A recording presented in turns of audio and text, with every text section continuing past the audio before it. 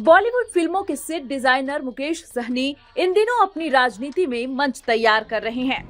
राजनीतिक मंच की गोलबंदी के लिए अपने कार्यकर्ताओं को हाथ में गंगा जल देकर वोट नहीं बेचने और वीआईपी को ही वोट देने का संकल्प दिला रहे हैं। मैं अपने पूर्वज को साक्षी मानकर हाथ में गंगा जल लेकर संकल्प करता हूँ अपने वोट को नहीं बेचेंगे और अपना वोट अपने पार्टी के पास कैसे जाए उसके लिए सुनिश्चित करेंगे। यह सब वे दरअसल बिहार के दो प्रमुख गठबंधन एनडीए और इंडिया को अपनी ताकत का एहसास कराने के लिए कर रहे हैं। सहनी को पता है कि दोनों गठबंधन कुछ भी कर लें, लेकिन अति पिछड़ी का उनका 14% वोट हारी हुई बाजी को पलटने के लिए महत्वपूर्ण है। यही कारण है कि वे अपने इस वोट बैंक को अपने साथ गोलबंद करने में लगे हैं। वे अपने लोगों को समझाते हुए कहते हैं कि आप विकासशील इंसान पार्टी मतलब वीआईपी पार्टी के कार्यकर्ता हैं। फिर वे वीआईपी का मतलब समझाते हुए कहते हैं लोकतंत्र में वीआईपी वही होता है जिसके पास अधिक वोट हो। क्योंकि हम बिहार में 14% से अधिक हैं, इसलिए हम अति पिछड़ा आबादी का प्रतिनिधित्व करते हैं और हम वीआईपी हैं। मुकेश सहनी यह सब बोल तो रहे थे अपने कार्यकर्ताओं को संबोधित करते हुए, लेकिन इशारा दिल्ली को था। दिल्ली को इशारा करते हुए वे अपने कार्यकर्ताओं को कहते हैं कि सिमरी बख्तियारपुर, बोचहा और कुढ़नी विधानसभा उपचुनाव में आपने अपनी ताकत दिखाकर बाजी पलटकर दिखा दी है। अब बारी लोकसभा 2024 की है। अपनी ताकत को पहचानना है और वोट उसी को देना है जो हमें आरक्षण दे। बिहार के चुनाव में जातीय समीकरण सबसे बड़ा फैक्टर माना जाता रहा है।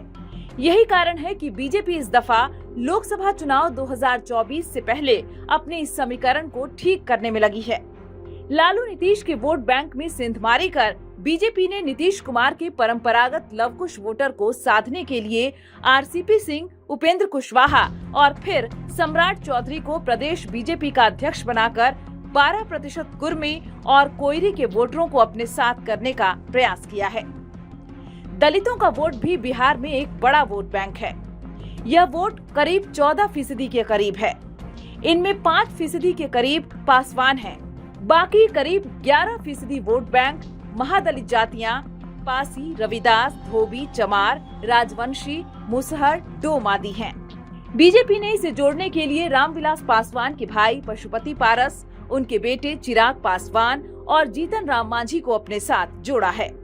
20% उच्च जातियों का भूमिहार, राजपूत, ब्राह्मण और कायस्थ का वोट है। कांग्रेस के कमजोर होने के बाद ये वोट बीजेपी के साथ है। इसे अब करीब करीब बीजेपी का परंपरागत वोट बैंक माना जाता है। हालांकि कांग्रेस ने इस दफा भूमिहार समाज से अपना प्रदेश अध्यक्ष देकर उच्च जातियों को अपने साथ जोड़ने का प्रयास जरूर किया है, लेकिन इसका कांग्रेस को कितना लाभ मिलेगा ये तो समय ही बताएगा। लेकिन कांग्रेस ने अपने परंपरागत वोट बैंक को एकजुट करने का एक प्रयास जरूर किया है। इधर महागठबंधन ओबीसी के 26% वोट पर अपना दावा करती है। उनका कहना है कि 14% यादव तो हमारे साथ है ही, नीतीश कुमार के महागठबंधन के साथ रहने के कारण 8% कुशवाहा और 4% कुर्मी वोट बैंक भी महागठबंधन में ही पड़ेंगे। इसके अतिरिक्त बिहार के करीब 16% मुस्लिमों का वोट बैंक भी महागठबंधन के पास ही है। इस प्रकार महागठबंधन बिहार में 42% वोट बैंक पर अपना दावा करती है, जबकि बीजेपी छोटे छोटे दलों के साथ अपना गठबंधन कर 46% वोट बैंक पर अपना दावा कर रही है। बिहार में अति पिछड़ी मतदाताओं की संख्या 26% है। इसमें लोहार, कहार, सुनार, कुम्हार, ततवा, बढ़ई, केवट, मलाह, धानुक, माली, नोनी आदि जातियां आती हैं। इसमें 14% के आसपास मल्लाह जाति के लोग हैं।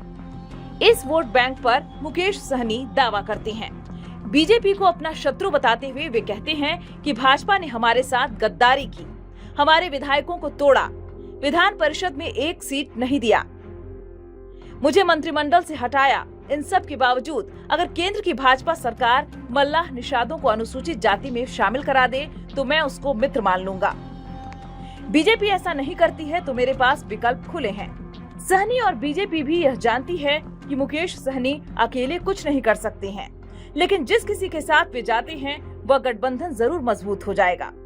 यही कारण है कि एनडीए और महागठबंधन दोनों सहनी को अपने साथ जोड़ना चाह रहे हैं, लेकिन ये भी सच है कि दोनों इससे बराबर की दूरी भी बनाए हुए हैं।